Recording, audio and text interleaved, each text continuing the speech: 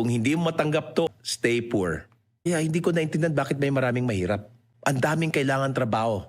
Ang daming kailangan oportunidad. Kaso lang, ang inaasahan natin sweldo, wag mong tignan ng sweldo. And again, ang daming nagbaba sa akin kasi, never work for money. Di ano ka, work for growth. Because when you work for money, you work for money for the rest of your life. When you work for growth, money will work for you. This is a new concept. This is a new mindset. Again, kung hindi mo matanggap to, okay lang, stay poor. But if there's something you want to test it out.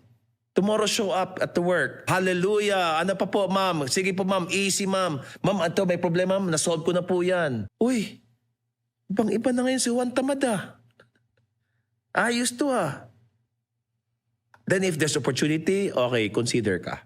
Now, kung hindi ka ba-consider dahil walang expansion growth ang company, somebody else will.